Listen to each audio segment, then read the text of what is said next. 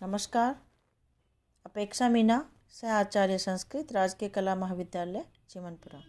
बच्चों, आज हम एमए फाइनल के प्रथम प्रश्न पत्र के अंतर्गत काव्य प्रकाश का अध्ययन करना प्रारंभ करेंगे। इससे पूर्व के वीडियो में मैंने आपको काव्य प्रकाश के अष्टम उल्लास, जिसका नाम है गुण अलंकार भेद निर्णय, इसका अध्ययन कराना प्रारंभ कर दिया था। हम तो इसको प्रारंभ कर चुके थे, तो आज हम उसी क्रम में आगे बढ़ते हैं। तो हमने पढ़ा था, पिछले वीडियो में हमने पढ़ा था कि गुण तथा अलंकार के भेद के विषय में मम्मट के पूर्ववर्ती आचार्यों के दो प्रकार के मत थे, भेदवादी और अभेदवादी। कुछ गुण और अलंकारों में भेद मानते हैं और कुछ उनमें अभेद मानते हैं। तो इस प्रकार वामन का मत, आनंदवर्धन का मत, भामा का मत, इस प्रकार से इन सब के मत हमने पढ़े थे। अब आज हम मम्मट आचार्य जो है सप्तल उल्लास में 200 का वर्णन करने के बाद अष्टम उल्लास में मम्मट आचार्य गुण तथा अलंकार का भेद करते हुए क्या बताते हैं, पढ़ते हैं। ये रसस्य अंगिनो धर्मः शौर्य आदिय इव आत्मनः उत्कर्ष हेतु अस्तेषु अचल स्थितियों गुणा। ये रसस्य अंगिनो धर्मः शौर्य आदिय इव आत्मनः, आत्मा के शौर्य आदि धर्मों के समान। देखिए, आत्मा के शौर्य आदि धर्मों के समान काव्य के आत्मभूत प्रधान रस के जो अपरिहार्य और उत्कर्षदायक जो धर्म है, हेतु है, वे गुण कहलाते हैं। देखिए, आत्मा के शौर्य आदि धर्मों के समान जो काव्य के आत्मभूत प्रधान रस के जो अपरिहार्य और उत्कर्षदायक धर्म है, वे ही गुण कहलाते हैं। आत्मने एव ही यथा शौर्य आदियो नाकारस्य तथा रसस्य माधुर्य आदियो गुणों न वर्णानाम। जैसे शौर्य आदि धर्म आत्मा के ही होते हैं, शरीर के या आकार के नहीं। इसी प्रकार माधुर्य आदि गुण रस के ही धर्म होते हैं, वर्णों के नहीं। क्वचितु शौर्य आदि समुचित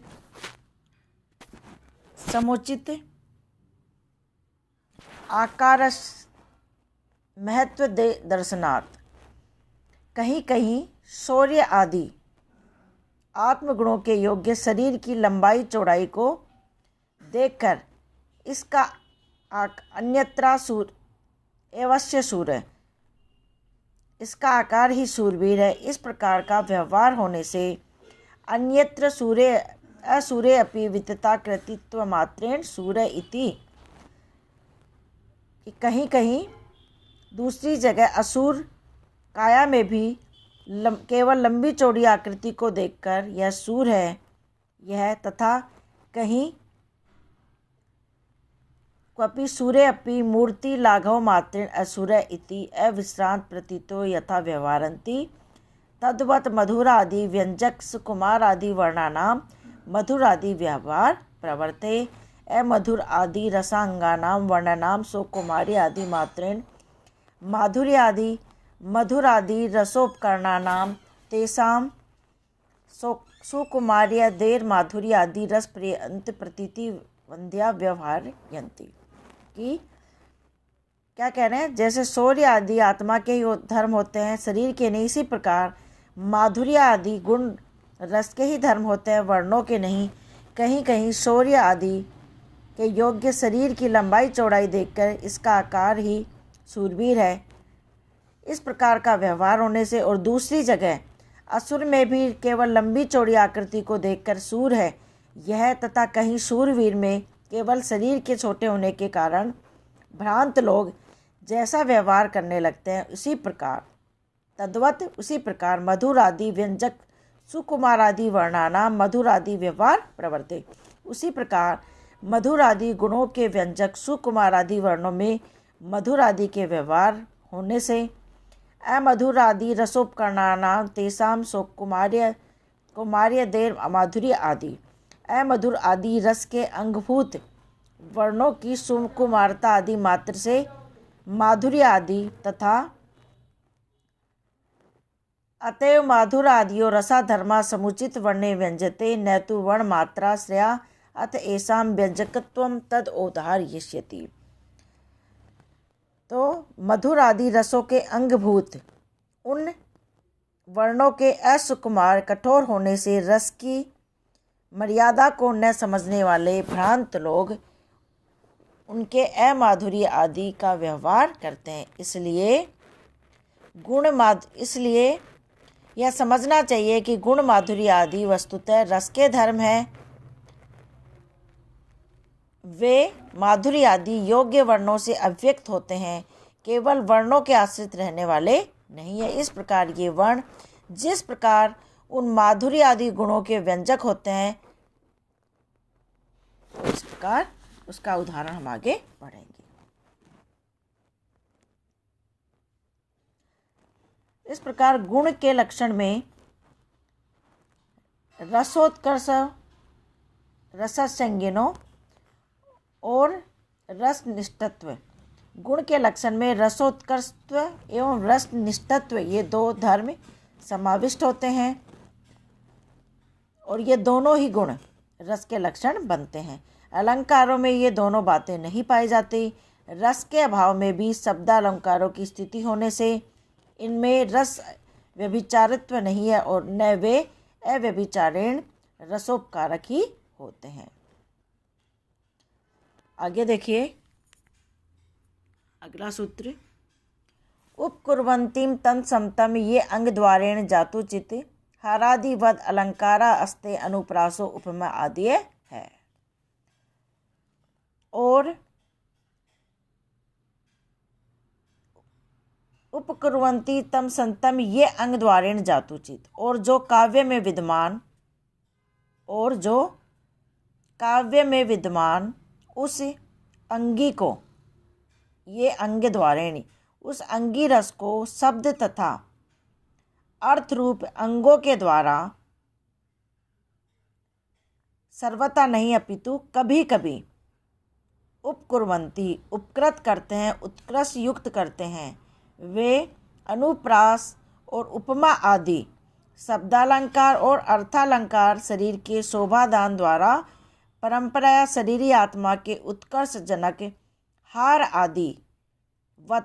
आदि दैहिक अलंकारों के समान काव्य के अलंकार होते हैं। देखिए, और जो काव्य में विद्यमान उस अंगी रस को शब्द तथा अर्थ रूप अंगों के द्वारा कभी कभी उत्कर्ष युक्त करते हैं, वे अनुप्रास और उपमा आदि हार आदि दैहिक अलंकारों के समान काव्य के भी अलंकार होते हैं।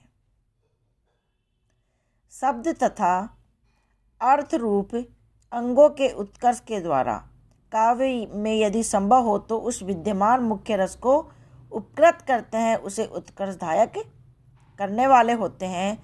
वे कंठ आदि अंगों के उत्कर्ष दान द्वारा शरीरी आत्मा के भी परंपरा उत्कर्षदायक हार आदि के समान अलंकार कहलाते हैं। अर्थात जहाँ पे रस नहीं होता वहाँ उक्ति वैचित्र्य मात्र ही प्रतीत होते हैं। कहने का तात्पर्य क्या है? जहाँ रस नहीं होता वहाँ कुरूप स्त्री के द्वारा धारण किए गए अलंकारों के समान उत्कर्षदायक या सौंदर्यवर्धक न होकर केवल दृष्टि वैचित्र्य मात्र के प्रयोजक होने के समान उक्ति वैचित्र्य मात्र प्रतीत होते हैं। और कहीं तो काव्य में रस के होने पर भी उसके उत्कर्षादायक नहीं होते हैं। तो इस प्रकार अलंकारों के लिए इन्होंने अलंकार के लक्षण में 3 प्रकार के इन्होंने बात कही कि जो काव्य में विद्वान उस अंगी रस को शब्द तथा अर्थ के द्वारा अंगों के द्वारा कभी कभी उत्कर्ष युक्त करते हैं, वे अनुप्रास और उपमा आदि शब्द अलंकार और अर्थ अलंकार हार आदि दैहिक अलंकारों के समान काव्य के अलंकार होते हैं। अर्थात शब्द तथा अर्थ रूप अंगों के उत्कर्ष के द्वारा वे मुख्य रस को कभी कभी उत्कर्ष युक्त करते हैं, उत्कर्षाधायक करने वाले होते हैं, इसलिए वे हार आदि के समान अलंकार कहलाते हैं। और कभी कभी जहाँ रस नहीं होता है वहाँ वे सिर्फ उक्ति व चित्र मात्र ही प्रतीत होते हैं, और कहीं तो काव्य में रस के होने पर भी उसके उत्कर्षदायक भी नहीं होते हैं। तो इस प्रकार इन्होंने अलंकारों में 3 प्रकार की बातें बता दी।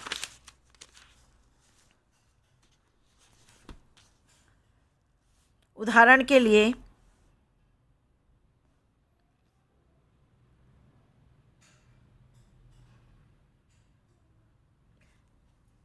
जैसे एक उदाहरण है, अपसार्य घनसारम कुरुहारम दूरे किम कमलेह अलम अलम माली मृणाले रति वदति दिवानिसम बाला। तो देखिए, इसमें विरहिणी के संताप हरण के लिए विविध उपचार करने वाली सखी के प्रति नायिका कह रही है कि हे सखी, इस कपूर को हटा दो, इससे मेरा संताप दूर नहीं हो सकता। हार को भी हटा दो, कमलों से भी क्या लाभ, मृणालों को भी रहने दो, इनमें भी मेरे संताप को हरण करने की सामर्थ्य नहीं है। वह वियोगिनी बाला हर समय यही कहती रहती है।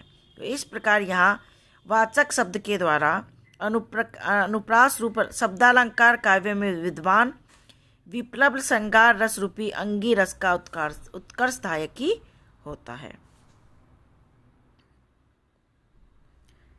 तो इस प्रकार ये अलंकारों के उदाहरण हैं। तो कहने का तात्पर्य है कि रस के अभाव में भी अलंकार हो सकते हैं, इसके उदाहरण इन्होंने बताए। इसलिए कुरूप स्त्री के द्वारा धारण किए हुए अलंकारों के समान उत्कर्षदायक न होकर केवल अलंकार कहीं कहीं उक्ति व चित्र मात्र प्रयोजक भी होते हैं।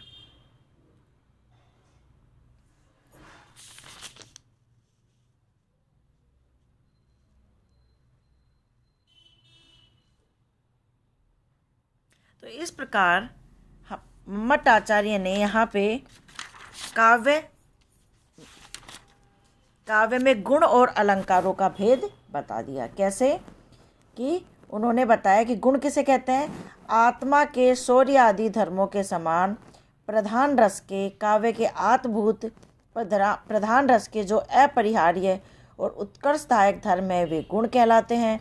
और अलंकारों के बारे में क्या बता रहे हैं कि जो काव्य में विद्यमान उस अंगी रस को अंगों के द्वारा कभी कभी उत्कर्ष युक्त करते हैं, वे अनुप्रास और उपमा आदि हार आदि दैहिक अलंकारों के समान काव्य के अलंकार होते हैं। अर्थात जैसे आत्मा में शौर्य आदि धर्म जो काव्य के आत्मभूत तत्व होते हैं, प्रधान रस के जो अपरिहार्य और उत्कर्षदायक धर्म है वे गुण कहलाते हैं। और अलंकार किसने कहा, अलंकारों और गुणों में क्या भेद बताया, और जो काव्य में विद्यमान उस अंगी रस को अंगों के द्वारा कभी कभी उपकृत करते हैं, वे अनुप्रास और उपमा आदि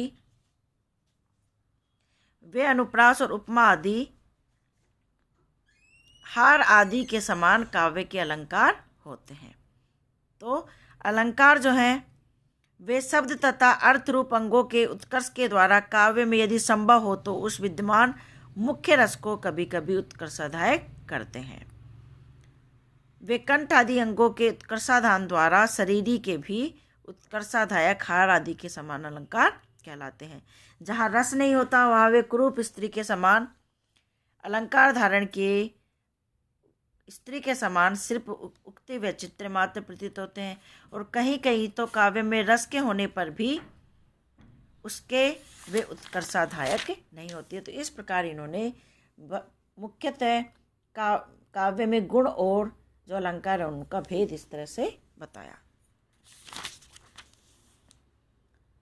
तो इस प्रकार आज इतना ही, कल पुनः आपसे भेंट होगी। धन्यवाद।